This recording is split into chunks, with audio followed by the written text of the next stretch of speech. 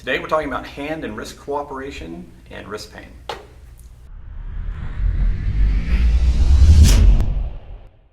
So I want to go through with you a fairly complicated regime today because one of the questions that I constantly get is, Doc, I get wrist pain every time my wrist is in extension. This is called extension. Doing push-ups, doing stuff in the gym, I go into this position and it hurts. Now I said in the beginning that we're talking about wrist and hand cooperation. So the easiest way for us to understand this is to think about basic anatomy. If you've never looked at the anatomy of this area of the body, it's relatively complicated, but we're going to simplify it this way. If you start in your forearm, slide your fingers down on both sides, you're going to come to a point basically on the thumb side and the little finger side. Those points represent the end of the long bones, the radius and ulna. Now, if you then go just past those points and wrap your index finger and thumb in that area and go move your wrist back and forth, you're probably going to feel a lot of cracking and popping because you have a number of what are called carpals in here. All right, carpals are the small bones of the wrist. Sometimes what happens when people are having issues with wrist extension is the rhythm between the radius and ulna and the carpals gets disturbed, probably because of a prior injury, a fall. And so what I'm going to do is show you a quick way to test your own wrist against your forearm or hand against your forearm to see if there is a specific type of tractional movement that you can perform that decreases your pain. All right?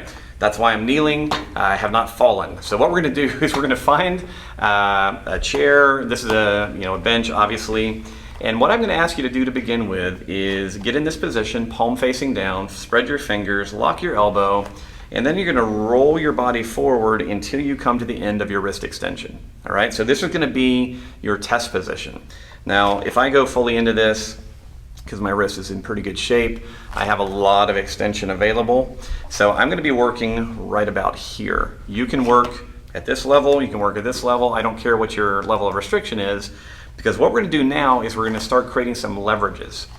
So what I need you to do for our first one is I need you to find on the thumb side, find the point of the long bone, and then you're going to take the web of your hand and you need to go just below that, toward the thumb.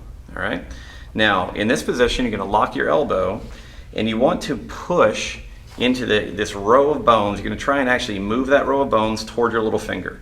All right, so I'm going to come in here. I'm going to push toward my little finger while keeping my wrist in place. As I'm pushing, I'm going to roll forward, and I'm going to see if that decreases my discomfort or increases my range of motion. All right, so that's step one. Step two is to pull. We've pushed, now we're going to pull. So we're going to go into the same area on that little finger side. So I'm going to grab it with my index finger and thumb, and I'm now going to be pulling this way toward the thumb in that row of carpals. So pull it. You're going to hold and continue to pull as you move forward. Once again, seeing what your range of motion feels like and what the level of discomfort feels like. So for me, pushing toward my little finger increased wrist discomfort. Pulling toward my thumb decreased it. So for me, already I know what direction do I need to move these bones in order to have my hand and wrist cooperate more. Now we have a couple of other options. This time, instead of focusing on this row of bones, we want to come up to the two long bones.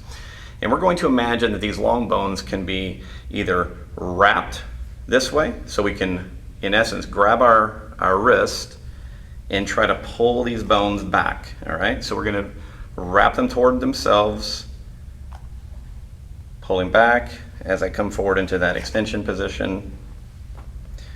That also feels pretty good. My other option would be to push them forward, right? So now I'm going to have to use my thumb, little finger, push them forward, however you can manage the leverage. All right, push as you come forward. For me, that's terrible, but occasionally you'll run into people who actually need that. So again, what you're trying to figure out is, does one direction of movement do best for you? Does two directions of movement do best for you?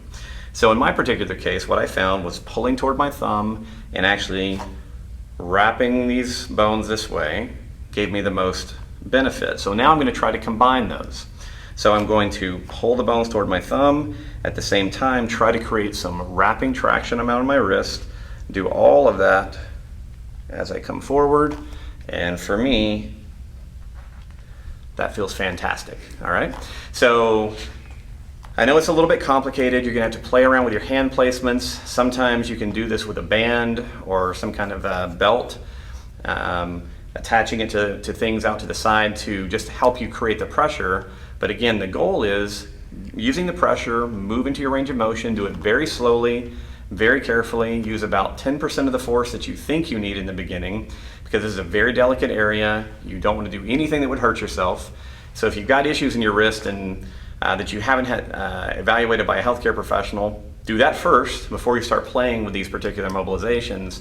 But very often what we'll find is if you can identify 1 or 2 directions that improve you, a few reps of that every couple of hours through the course of a few days, and all of a sudden you'll be doing push-ups without pain. So give us a shot. If you have questions about it, let us know.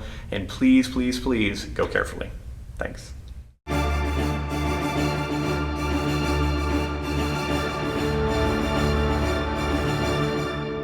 Cool way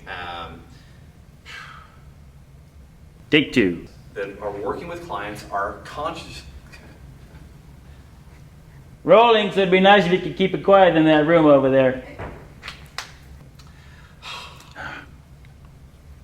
Finally, start over. Yeah.